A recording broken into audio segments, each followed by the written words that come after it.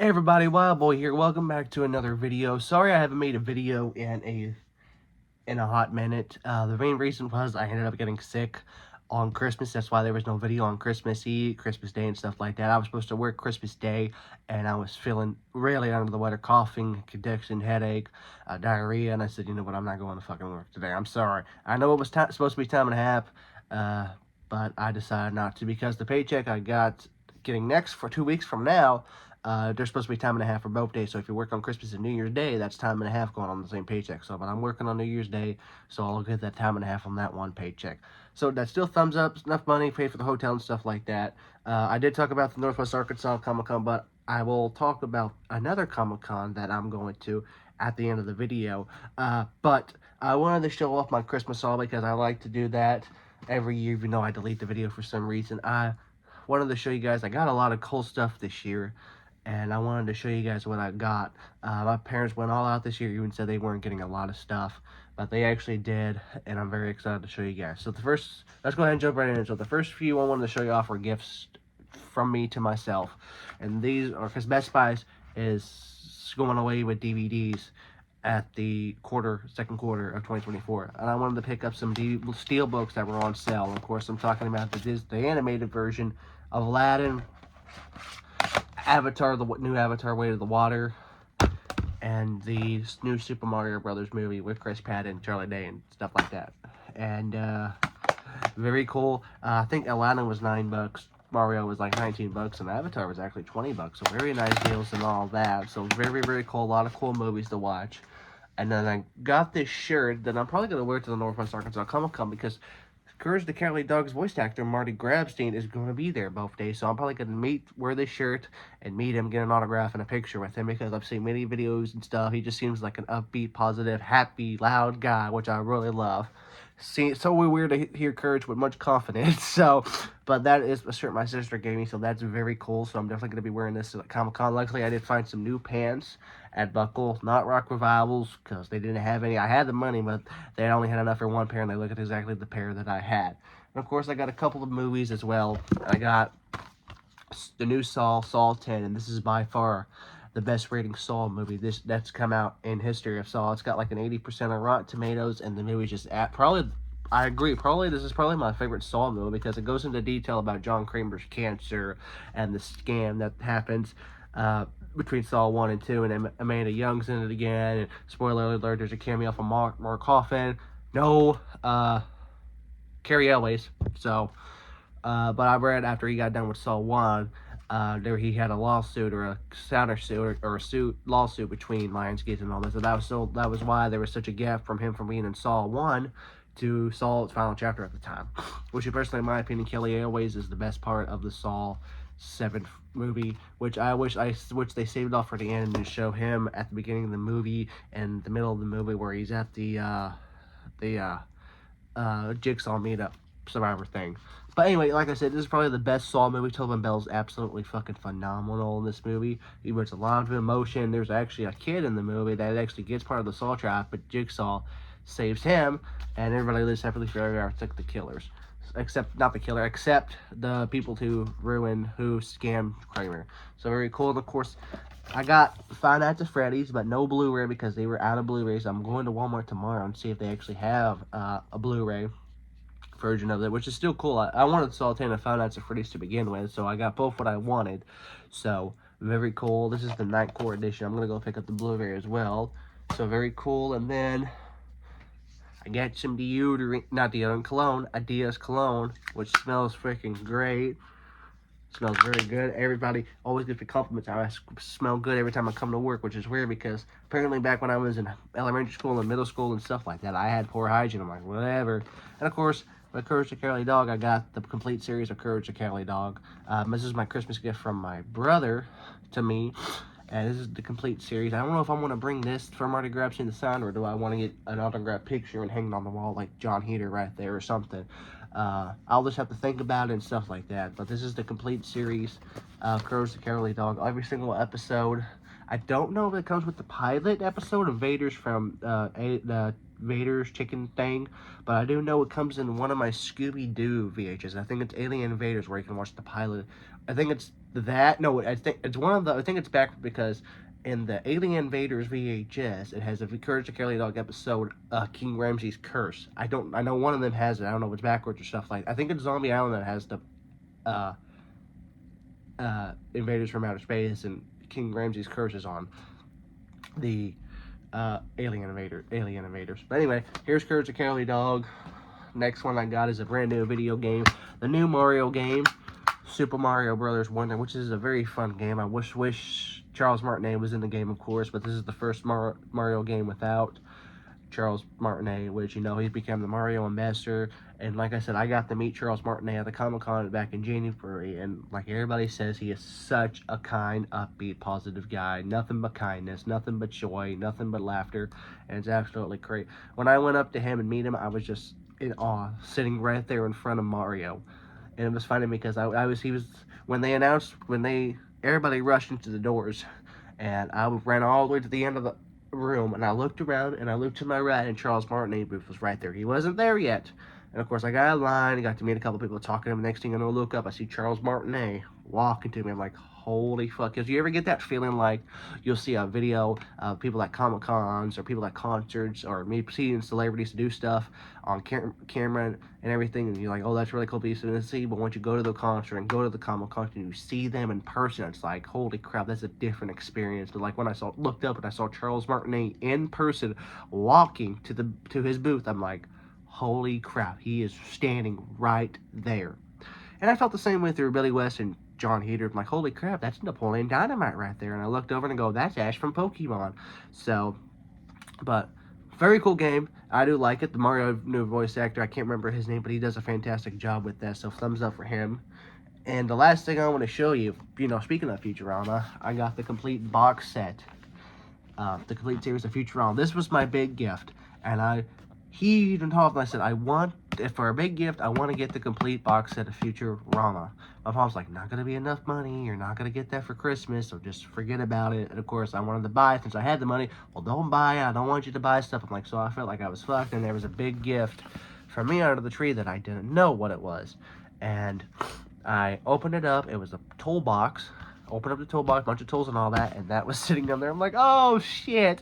So I will do a review of this because there's so much, a lot to it. Like, you got all this jazz and everything. It took me 45 minutes to get every one of those DVDs unboxed or unopened or opened up. But that's a really cool box case. It has all the DVD, all seasons, including the movies like Bender's Bit Score, Into the Great One, Y'all Wonder, or whatever, and everything like that. So very cool. And I think that's all the Christmas gifts I got.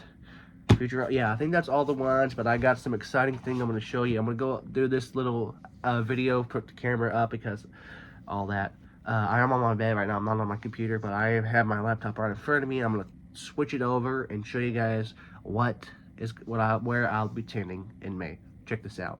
So as you can tell right here, I will be attending Missouri Comic-Con in Springfield, Missouri on February 10th and 11th of 2024. And you're probably thinking, what's in Missouri Comic-Con that's so close? Well, I live in Fort Smith, which is about 3 hours from Springfield, and usually when we go to Missouri, we end up going to Branson, Missouri.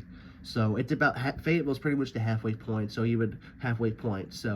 but the reason I'm going to Missouri Comic-Con, scroll down, who is that?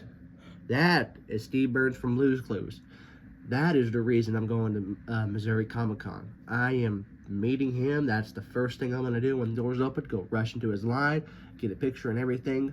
I did end up buying a photo op, even though my last video said I wouldn't do that, but I had to make it a once-in-a-lifetime opportunity where I would meet my childhood hero, which is going to be absolutely incredible. And of course, they have a really good line of cast. They still got a lot of guests coming soon, guest announced, so they still got plenty of guests. And this is a big Comic-Con, bigger than bigger than Northwest Arkansas Comic-Con. Like, Tom Kenny was supposed to be at this Comic-Con, but he was able to, they announced that he wouldn't be coming a week after his announcement. We got a couple of good lineups. You got Sean Austin as well.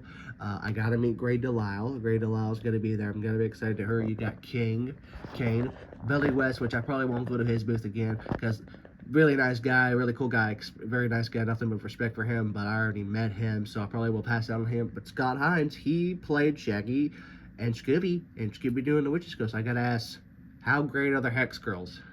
Scroll down, of course, a couple of Caitlin Glass. Hoping they'll announce Jamie Marchi. Who knows? I have a feeling they are gonna announce her for Little Rock Anime Fest. Of course, my parents don't want to take me all the way there. Pretty much the same stuff. Jeremy Clark, Reese Witherspoon, and Harrison, they're going to be at the Comic Con. And of course, they're probably going to announce Little Miss Cosplay, Bad Out of Hell Cosplay, and stuff like that. So plenty more guests to go. They actually did announce Pocahontas' voice actress from Pocahontas 1 and 2, their animated version. I don't know why they just announced it today. So they still got, like I said, plenty of more celebrity guests, but the big one, Steve from Blue's Clues.